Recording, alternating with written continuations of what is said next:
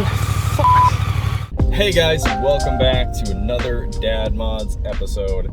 Yeah, so I'm driving in a snowstorm right now, which is real interesting. It's funny, it's like it got talked up like it was going to be a massive snowstorm, and it's kind of proving to be a little like, it's a lot of snow and a lot of snow being blown around, but the accumulation is kind of hit or miss. It's silly. So I don't know how many of you guys are from the Midwest, but northern Minnesota gets a lot of snow and a lot of cold. And this year has been cold and depressing and like not very fun. And usually when we get snowstorms, it's kind of a fun break from the monotony of just the cold, dreary days. And this one's proving to be like a little lame. You know, it's fun when they say that you're gonna get 15 to 20 inches. Car guys are like, oh cool, we can go slide the cars and trucks around and screw off because the cops aren't gonna give you a hard time because nobody should be out on the roads anyways. They're just kind of like, okay, don't break anything. So we get away with quite a bit, but it doesn't look like we're getting a whole lot of snow. So it's like we're not even getting a fun snow day out of this. That's kind of like fitting. Because it's been a real horseshit year, if we're all completely honest. So give you guys a couple of updates about what's been going on with the projects, and one really cool thing that just happened. So if you guys are following us on Instagram and Facebook, you'll know that we had just picked up a couple of new motorcycles. So I picked up a Rebel 1100, and Donnie picked up a CB300R. What do we got here? We got a 2019 CB300. It's a little bit bigger than the Grom. Even though when I was showing pictures to the wife, they look exactly the same. Like, yeah, they're both Hondas. Like, yeah. I don't think they look exactly the same, but they're both kind of sporty looking. yeah, this is it's a beautiful bike for being a 300. It's a very beautiful bike. I already want to do a rear fender delete though. I hate that. Oh, the tail tidy? Yeah. Tidy. Yep, definitely get rid of that. Hell yeah, man, let's get this loaded up. Yeah, before we freeze. So Donnie's had a Grom up to this point, and Groms are pretty limiting. I mean, he already kind of looked like a, you know, like in the circus when those bears ride the tricycles? Like, Donnie's a taller dude. He's like 6'1" or 6'2", and he's on a little teeny Grom, which works. You know, he gets around. He's ridden it a fair amount, but it doesn't quite do everything for him that he needs it to. And the CB300 is a much bigger bike. It works for a taller rider, makes a lot more power, and it's something you can actually commute on. And they're really fun, like super nimble, make decent power. You can really wind them out, and they handle really awesome. So it made sense for him to pick that up. That's his upgrade. Now he can have the wife on the back of it, and they can go out for a date night and not feel like they're gonna die if there's a gust of wind that hits them. So that's cool. And now we're gonna switch over so I can tell you guys about the Rebel right now. So what we got here, you might have seen from our social media posts, but I bought myself a Rebel. Donnie picked up a CB300R, and this is what I grabbed. So we got a Rebel 1100. What's awesome about these, and, you know, whenever you tell somebody you bought a Rebel, they assume that most people remember the old Rebels, which are kind of a little lame. You know, they're beginner bikes. They serve their purpose, but they're just kind of, I don't know. You ever ridden one? They're just a little lackluster. They're slow. They're kind of small. You outgrow them pretty quickly, but that's their purpose. They're a beginner bike. But Honda decided to completely redo the Rebel and make it a lineup of bikes rather than a single bike. So what that ends up doing is that kind of gives you the ability to grow with it. So depending on your riding skill, or even just kind of what you're looking for in a motorcycle, you got a few options. The 300 is a really solid bike. It's the same motor as the CB300R. The Rebel 500 is the same as their 500, CB500.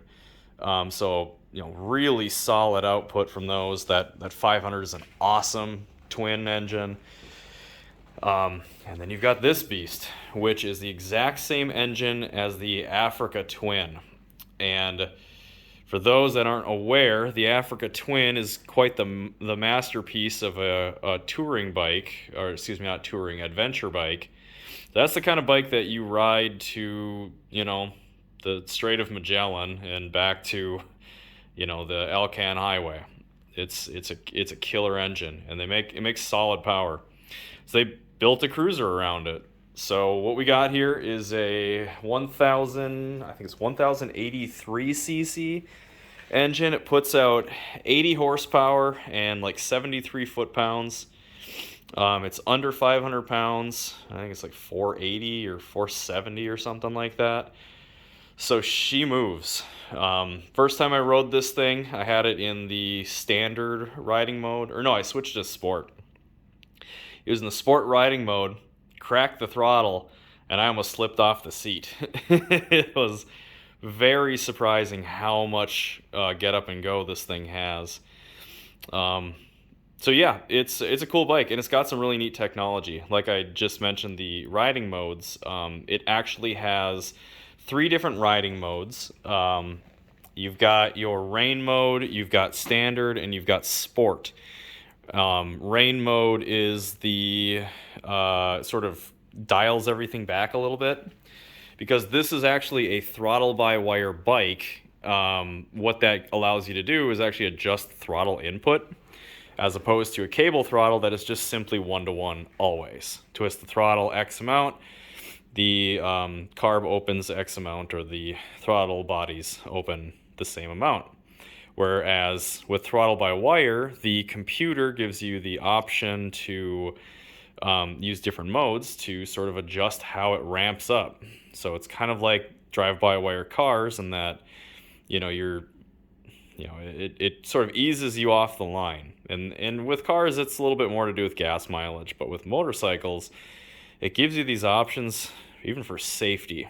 So if you're a beginner rider, what's kind of nice about it is like it's not quite snappy. It's not going to take off on you as much as you're getting the hang of using the throttle and getting comfortable with taking off. And with rain mode, especially, that's the case, because then you're not risking hitting a bump and twisting your throttle and losing traction.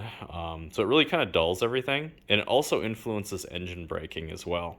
So it's really neat. There's a lot of technology built into it. And with the sport mode, all the nanny controls are off. This thing is full balls to the wall, and it feels like it. It's kind of wild. It feels like a sport bike engine stuffed into a cruiser. So I'm really excited about it. I'll be shooting a bunch of content on it this summer. It's not going to take away from the shoebox or the E30. It's really just, we're a couple of dads that are just, trying to get as much fun in as we can. And this is going to allow us to do some camping trips, having these bikes. Yeah, so pretty sweet bike, huh? I'm really excited. Having had that first experience with it, I absolutely fell in love with the bike, and I always kind of regretted not just getting that one. As much as the Svartpillen was just like a joy to ride, I don't know, the Rebel, I just fell in love on that first test ride. Yeah, guys, so that's kind of where things are at. We, as far as our regular builds go, the E30, not a whole lot's happening with that this winter, just cleaning a few things up, replacing, putting a dash cover over it, cleaning some things. Oh my God, these roads.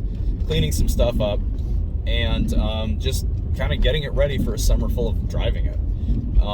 The shoebox is obviously a much bigger task with the air suspension, but I'll hopefully have the air management done here pretty quick, and then I can try and slam together the rear end as fast as possible, which we'll be doing a video on that really soon here to talk about what's going to be happening with the rear end and why.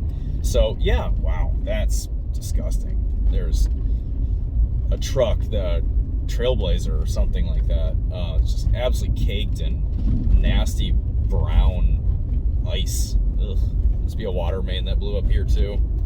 Anyways, hey, thanks for tuning in, guys. We really appreciate you supporting the channel and watching. We are closing in on monetization finally, and if we can pull that off, that would be amazing as soon as possible. It's gonna happen. Just being able to generate a little bit of revenue from the videos is gonna be super cool, because then we can start covering overhead. We can start working on new projects, like bigger and better stuff, basically, with the ultimate goal of being like, we would love if the channel blew up and we were able to do this part-time or whatever. You never know, people are pulling it off all the time, and I mean, it takes a lot of time. Our ultimate goal is always just to produce some fun content that kind of documents the cool shit that we do. So if we can make a little money on the process, that would be really neat. So thanks guys for tuning in. We'll talk to you later.